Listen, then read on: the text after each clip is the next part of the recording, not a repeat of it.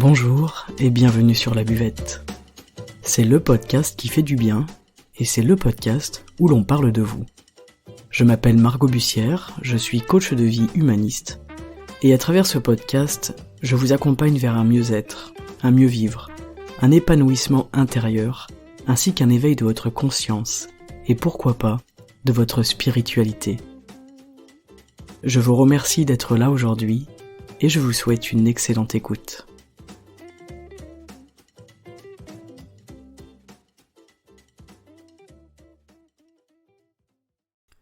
Bonjour à tous et bienvenue aujourd'hui pour un épisode un petit peu particulier puisque j'aimerais vous parler des 5 dynamiques du rapport dominant et dominé. Alors c'est quoi ? Ce sont des choses qu'on a à la fois reçues dans notre enfance et des choses que nous nous sommes données à nous-mêmes au cours de notre évolution personnelle, ainsi que des années de vie que l'on a derrière soi. Ces 5 dominantes, ce sont tout d'abord les injonctions, donc celles que l'on a reçues dans l'enfance qui viennent en tout cas de l'extérieur, et celles qu'on se donne à soi-même, les menaces, la dévalorisation, la culpabilisation et le chantage. Ça peut être au singulier ou au pluriel, évidemment.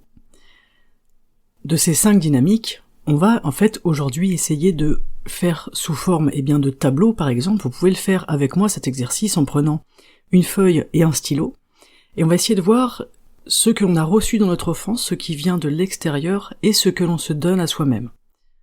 Donc je vous les répète, si vous voulez prendre un petit crayon et faire l'exercice, nous avons les injonctions, nous avons les menaces, nous avons les dévalorisations, les culpabilisations et les chantages. Alors cet exercice que je vous propose aujourd'hui, il va servir à quoi concrètement ? Il va vous servir à comprendre comment votre personnalité elle s'est construite et comment est-ce qu'elle se construit encore aujourd'hui. Et ce n'est pas quelque chose d'anodin, c'est au contraire très intéressant de s'y pencher. Donc cet exercice, il parle des relations qu'on a avec soi-même et qu'on a avec les autres. Dans quel cas est-ce que je suis dominé et dans quel cas est-ce que j'ai tendance à dominer l'autre et pourquoi ? Et quelles sont mes blessures à travers les injonctions, les menaces, la dévalorisation, la culpabilisation et le chantage. Toutes ces dynamiques-là, elles sont présentes dans nos vies, mais en fait la question c'est laquelle ou lesquelles émergent prioritairement aujourd'hui dans votre vie, et vous pouvez vous demander également lesquelles émergent dans votre couple. C'est aussi un exercice qu'on peut faire en couple, parce que c'est très intéressant de voir que les choses sont exacerbées et sont beaucoup plus fortes quand on vit avec quelqu'un et qu'on est dans une relation amoureuse avec quelqu'un. Ça va vous permettre de cibler vos mécanismes de défense, de mieux comprendre vos réactions, de comprendre les situations dans lesquelles vous ne vous sentez pas respecté, et avec tout ce que ça génère derrière évidemment. Ça va vous permettre de comprendre à quoi vous êtes sensible. Donc plus particulièrement à l'injonction, plus à la menace, plus à la dévalorisation, à la culpabilisation ou au chantage. On a chacun notre dominante. Parfois ça peut aller par paire, voire même 3 à la fois. Ça vous le saurez en remplissant le tableau, et en prenant vraiment le temps de voir qu'est-ce qui vous appartient, qu'est-ce qui vous est donné à vous-même, c'est-à-dire les injonctions que je me donne à moi-même, la dévalorisation que je me donne à moi-même, la culpabilisation que je me donne, etc. Et toutes les choses que vous avez reçues dans votre enfance ou qui viennent aujourd'hui de l'extérieur, donc notamment dans le couple ou dans toutes les relations que vous avez. Est-ce que dans mon couple je subis par exemple du chantage affectif ? Est-ce que je subis des menaces ? Est-ce que je subis dans ma famille des injonctions, des dévalorisations de la part de mes amis, etc. C'est un énorme travail, mais c'est vraiment passionnant. Dans ces 5 dynamiques, en fait, vous allez du coup choisir, décider en conscience de qu'est-ce qui m'appartient, qu'est-ce qui ne m'appartient plus. Ok, j'ai vécu des menaces. Aujourd'hui, je décide que ça ne m'appartient plus, ce n'est plus à moi. C'est pas aussi simple que ça évidemment, c'est une fois que vous allez remplir le tableau que les choses vont être portées à votre conscience. Et après c'est un choix que vous ferez presque inévitable. C'est qu'est-ce que je garde de tout ce que j'ai vécu et de quoi est-ce que je décide de me débarrasser aujourd'hui. Qu'est-ce que je décide d'autoriser et qu'est-ce que je ne veux plus autoriser. Vous le savez, dans les relations, on autorise certaines personnes à nous traiter différemment ou parfois même à ne pas nous respecter. Cet exercice, il va vous permettre de prendre conscience que vous méritez le bonheur, que vous méritez la joie, la douceur, la légèreté et l'amour comme n'importe quel être humain sur cette planète. En tout cas, je l'espère et je vous le souhaite. Pour vous donner un exemple, je vais prendre le plus concret que j'ai sous la main, c'est-à-dire je vais prendre ma propre expérience face à cet exercice-là. Je vais vous donner donc l'exemple de mon tableau, de ce qui s'est passé, et en parallèle, évidemment, on va analyser pourquoi, d'où ça vient, comment on s'en débarrasse, etc. Voilà, c'est parti. Cet exercice, je l'ai fait lorsque j'ai fait ma formation pour devenir coach de vie. C'est un exercice que j'ai mis longtemps à faire. J'ai repoussé le moment, parce que c'était éprouvant, c'est pas forcément facile, mais franchement, ça fait du bien, et je me suis dit aujourd'hui, j'ai envie de vous proposer ça. J'ai envie de vous proposer un exercice, quelque chose de concret, quelque chose que vous pouvez faire à la maison, que vous pouvez faire plus tard, et vous pouvez ensuite revenir dessus, le retravailler, le relire, pour permettre aussi à toutes ces choses de venir à la conscience, tout simplement. Lorsque j'ai rempli ce tableau, j'ai mis du temps, j'ai reculé, j'ai nié, j'ai beaucoup regardé ailleurs, puis ensuite j'ai laissé un petit peu infuser, donc je vous invite aussi à faire cette démarche-là. Vous allez le faire une première fois, une deuxième fois, une troisième fois. Vous allez poser votre regard là où ça fait mal, vous allez fouiller, vous allez gratter, vous allez creuser. Et avec ce travail, ces recherches et toutes ces révélations, vous pourrez ensuite faire un retour à vous-même et sur vous-même. Dans ces dynamiques, il y en aura qui vont être plus agissantes que d'autres. Par exemple, pour moi, lorsque j'ai fait cet exercice, c'était la culpabilisation et la dévalorisation. Alors avec des nuances, bien évidemment, des dominantes à certains instants de ma vie, et n'oublions pas que ce qui était vrai hier ne l'est pas forcément aujourd'hui. Ce qui n'est pas encore monté à notre conscience aujourd'hui existera peut-être ailleurs, à un autre moment, et ce n'est pas grave. Là, on fait l'instant T. Ce tableau, ça va être une trace, en fait. C'est une trace de ce que vous êtes en train de faire, ce n'est pas quelque chose d'absolu.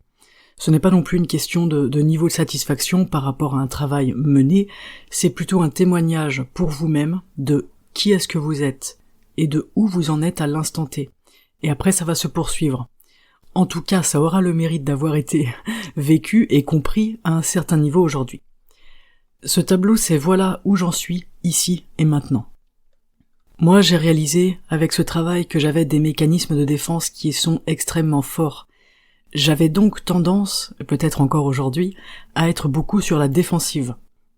Mais à l'inverse, je laisse beaucoup de portes ouvertes, j'autorise les choses, j'autorise les gens à avoir des comportements envers moi avec lesquels je ne suis pas d'accord.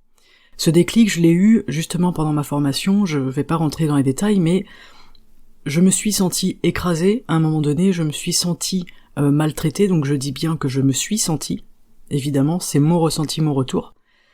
Et en fait, ça a fait écho avec des choses qui se sont passées dans mon enfance, avec une maltraitance dans mon enfance, et ma position de victime, en fait, elle s'est mise en place à ce moment-là, quand j'étais enfant, comme un mécanisme de défense, et certainement un mécanisme de survie. Et la question c'est, est-ce que aujourd'hui j'en ai encore besoin ou non? Est-ce que aujourd'hui je veux rester dans ce positionnement de victime? Ou est-ce que j'ai envie de m'en débarrasser parce que j'en ai plus besoin, parce qu'aujourd'hui je ne suis plus menacé physiquement et psychologiquement? Et en fait, ce qu'il faut bien se dire, c'est quand on garde notre position de victime alors qu'elle ne nous est plus utile, eh bien on est dans ce schéma.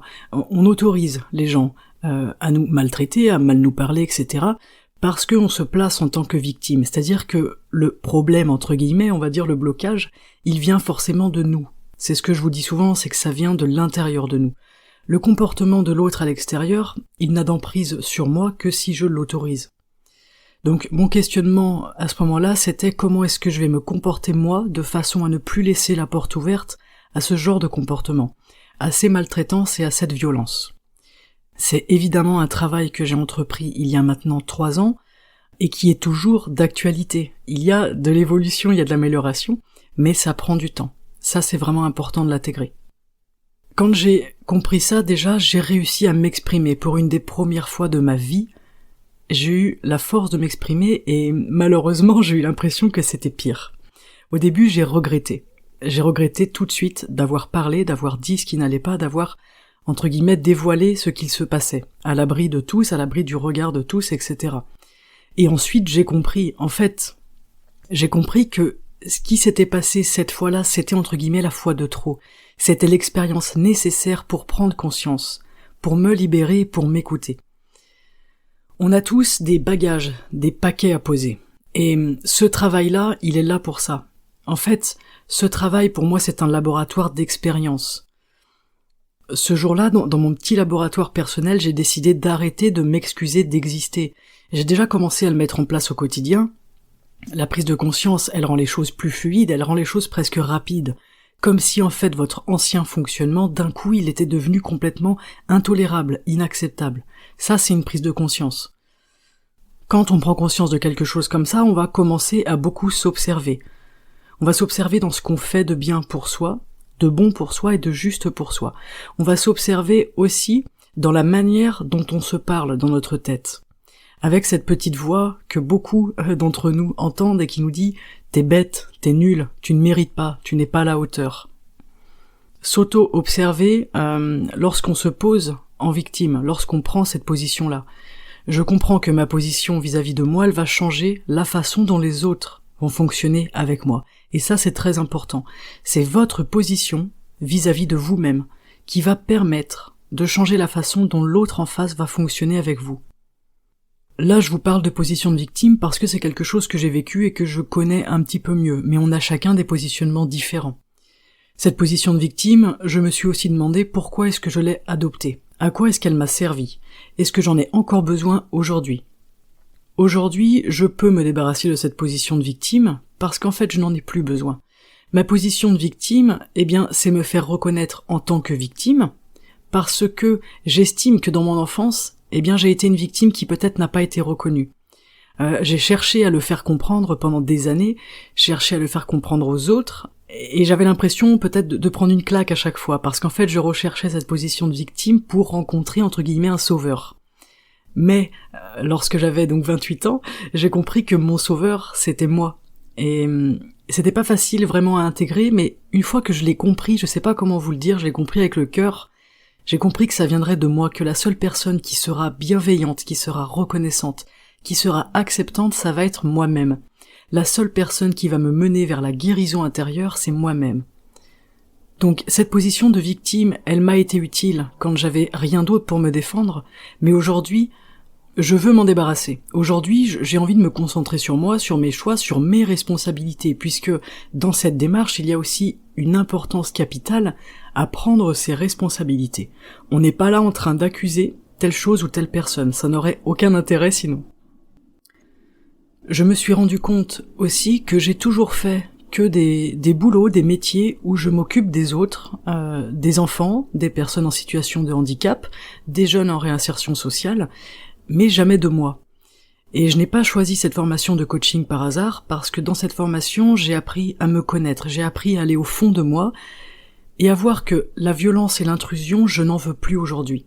C'est aussi à ça que ça sert, et le coaching, c'est à ça que ça vous servira à vous, si un jour vous faites appel à un coach de vie. C'est qu'est-ce que j'ai aujourd'hui, qu'est-ce que je garde, qu'est-ce que je ne veux plus garder, et comment je m'y prends. En fait, dans le coaching, on va pas rechercher le pourquoi il est ce qu'il est aujourd'hui, mais comment est-ce que je fais pour qu'aujourd'hui ce soit ainsi. On va vraiment s'intéresser aux moyens d'action. On est dans l'action, on est dans le mouvement, et on n'est pas en train de chercher des causes dans le passé à ce qui nous arrive aujourd'hui. Ça, c'est aussi important à garder à l'esprit. Donc dans cet exercice, moi je vous invite à bosser pour mettre de la bienveillance envers vous-même et en vous-même. C'est-à-dire que de la bienveillance envers soi, c'est super, mais de l'avoir en soi, ça permet aussi d'être bienveillant envers les autres. Moi, je crois sincèrement en la puissance de chaque être humain, je crois en sa capacité incroyable de guérison. Et les outils, j'ai bien compris depuis un certain temps qu'on les a tous en nous. Et c'est aussi ça qu'on fait dans le coaching. En fait, les outils, vous les avez.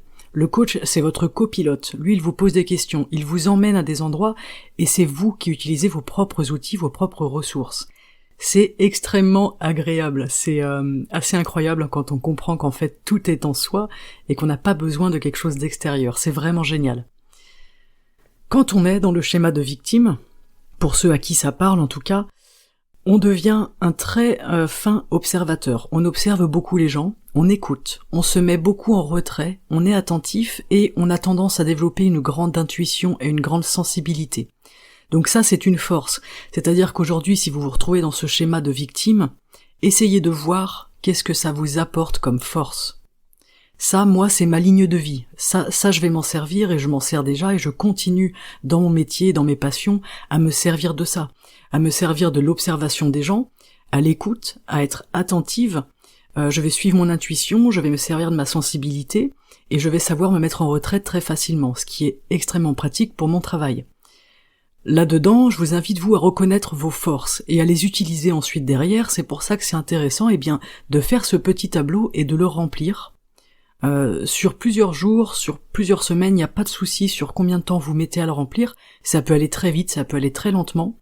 Et là où ça bloque, là où vous avez des choses qui vous semblent compliquées, vous n'avez pas envie d'aller, c'est exactement là où il faut aller. Lorsque j'ai fait cet exercice, je me suis trouvé un mantra, et mon mantra c'était sois indulgente envers toi-même. Je me suis rendu compte que je suis quelqu'un de très très dur envers moi-même. Et je me suis demandé, est-ce que cette dureté, j'en ai encore besoin aujourd'hui? Qu'est-ce que j'ai à gagner, à perdre cette exigence? C'est aussi ça, la question très importante du jour, c'est qu'est-ce que vous avez à gagner, à perdre ce qui vous freine, à perdre ce qui vous bloque. Moi, j'ai une forte exigence envers moi-même. Qu'est-ce que j'ai à gagner, à la perdre?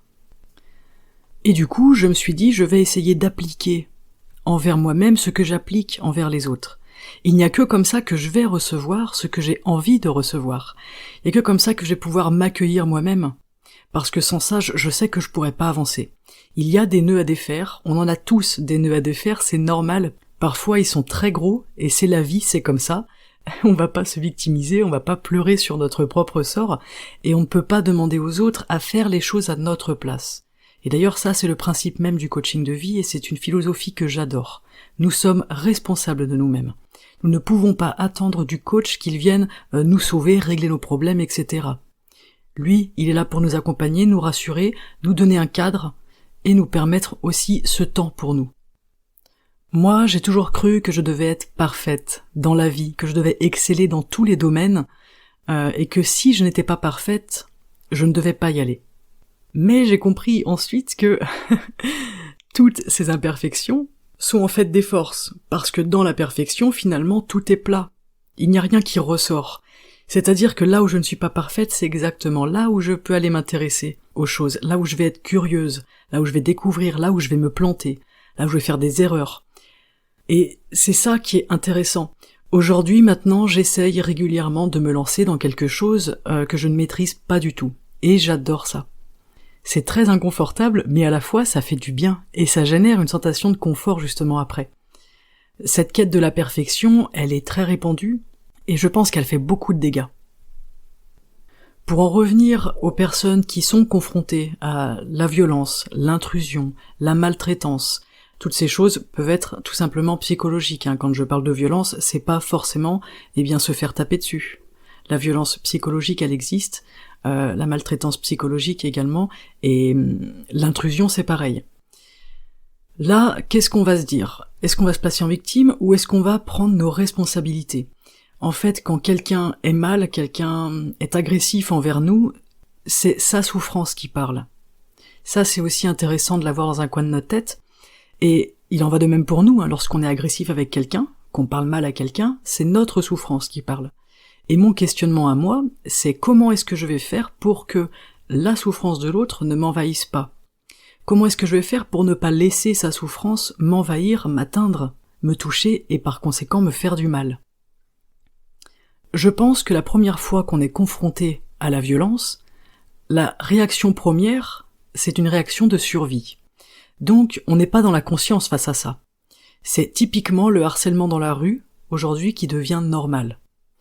Le cerveau, il se conditionne, et en fait, il ne peut pas gérer le trauma que ça génère, tant qu'il n'en est pas capable. C'est le principe, en fait, tout simplement du traumatisme. C'est cette chose que le cerveau ne peut pas gérer. Mais du coup, ça génère une habitude, en fait, ça génère une acceptation. Presque une résignation. L'enfant qui est maltraité, il ne se rend pas compte qu'il est maltraité et il se laisse maltraiter, jusqu'au jour où quelque chose lui fait prendre conscience que ce n'est pas normal. Mais le truc, c'est qu'il sera habitué à ça. Moi, j'ai appris que je pouvais réagir différemment. J'ai appris que je pouvais me respecter tout en respectant l'autre, et ça a été un sacré pas pour moi, puisque jusqu'il y a encore pas très longtemps, j'avais l'impression qu'en me respectant, j'écrasais l'autre. Et du coup, je me faisais passer en dernier, je ne donnais pas mon avis, je ne prenais pas position. J'étais quelqu'un de plutôt effacé, ce qui n'était pas ma personnalité quand j'étais plus jeune, quelque chose qui est venu petit à petit, vraiment, vous savez, cette pensée selon laquelle on n'est pas légitime d'exister. C'est très dur à ressentir et à vivre, et je sais qu'il y a beaucoup de personnes qui ressentent ça. Je me suis dit aujourd'hui j'ai envie de vous parler de ça. Donc je vous parle de choses privées, mais aussi pour que vous compreniez que c'est pas parce qu'on est coach de vie, qu'on travaille dans la santé mentale, dans l'accompagnement à la personne, qu'on n'a pas tout ça. Au contraire. Ça fait partie de notre formation et de notre apprentissage d'aller fouiller bien profond à l'intérieur de nous pour déjà comprendre les mécanismes et aussi pour se libérer, se sentir plus léger et être en capacité d'aller accompagner d'autres personnes. Ce travail-là est très important. Dans la violence physique, dans l'agressivité physique, la violence, elle est liée à la mort. En fait, l'enjeu physique, c'est la violence physique, c'est la mort du corps. C'est que le corps, il se sent en danger. Ça crée une peur qui est énorme. Et ce n'est pas une peur à prendre à la légère.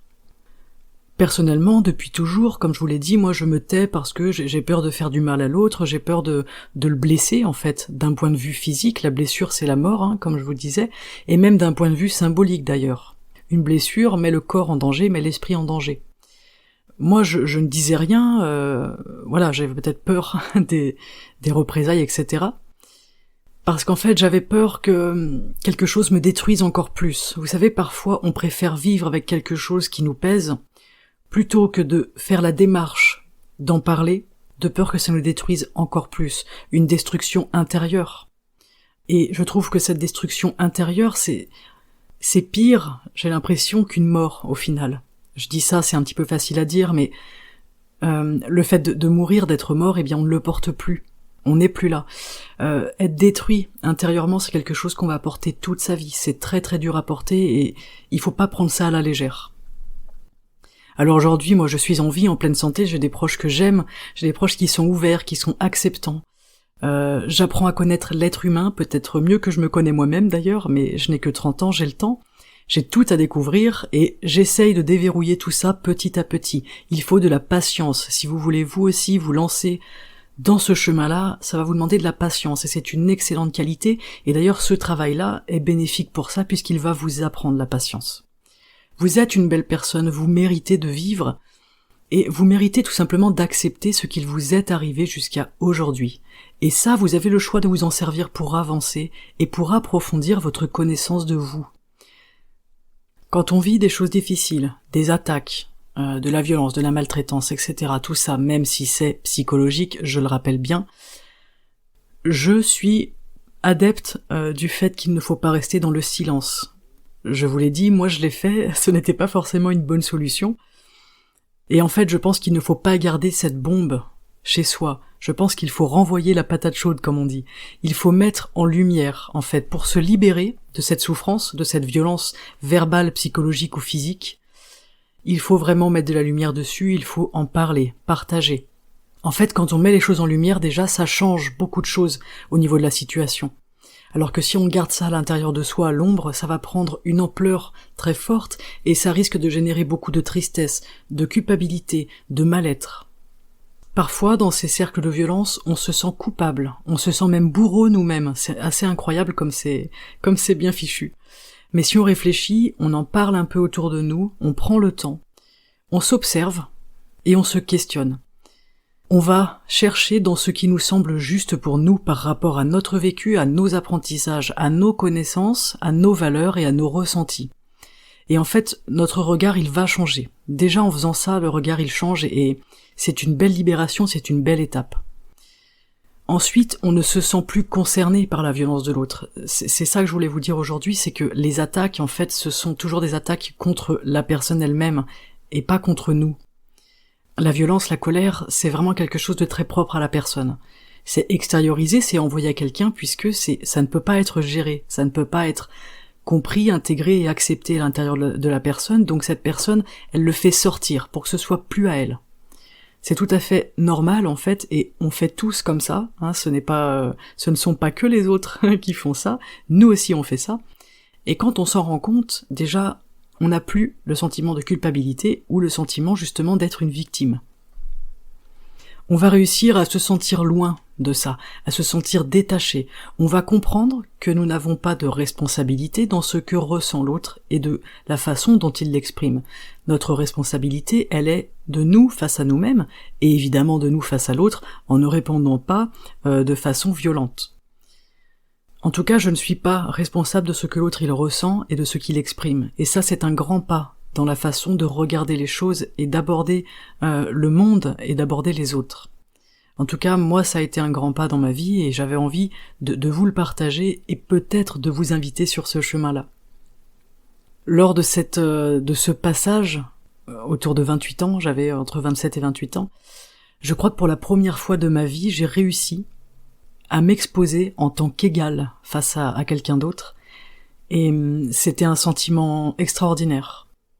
Je ne me suis pas senti supérieur, mais j'ai arrêté de me sentir inférieur. Je me suis trouvé égal à l'autre. C'est énorme. C'est énorme aussi parce que ça permet, dans toutes les relations, de stabiliser les choses. Si, dans le couple, vous vous sentez inférieur à l'autre, ça va générer des problèmes.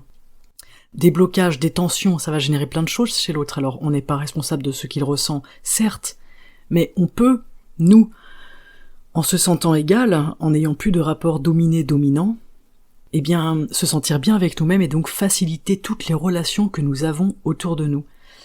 Sachez que 99% des problèmes que l'on rencontre, des blocages que l'on a, sont de source relationnelle, c'est-à-dire que c'est toujours lié à nos relations avec nous-mêmes ou avec les autres. Ça, c'est vraiment quelque chose que j'ai trouvé génial lorsque je l'ai appris et que je l'ai compris, parce que ça permet aussi de voir que rien n'est impossible, que tout est changeable. D'accord ? Ça, c'est très important. Je vais finir ce podcast sur une petite phrase simple qui m'accompagne depuis déjà quelques années. C'est « Parle-toi, libère-toi, dis-toi les choses et comprends-toi ». Je vous assure que c'est déjà une belle recette pour se sentir heureux, se sentir légitime d'exister tout simplement, et se sentir bien avec les autres et avec soi-même. Voilà, j'espère que cet épisode vous aura plu, je sais qu'il était un petit peu différent des autres. Je vais mettre en story sur Instagram le tableau des dominants-dominés, des 5 dynamiques, pour que vous puissiez, vous, si vous en avez envie, le faire chez vous. Vous pourrez faire une impression d'écran, par exemple, du document en story. Je vous invite à mettre un 5 étoiles et un commentaire sur Apple Podcast ou Spotify pour soutenir cette chaîne si elle vous parle et si elle vous fait du bien. Si vous connaissez une personne qui a traversé ces périodes de difficulté et qui aurait peut-être besoin d'écouter cet épisode aujourd'hui, je vous invite à lui partager, en toute bienveillance. Je vous souhaite une excellente journée, je vous souhaite d'être heureux, je vous souhaite de vous libérer de toutes ces choses-là et de vous sentir plus léger. Prenez grand soin de vous et à très bientôt sur la buvette. Ciao.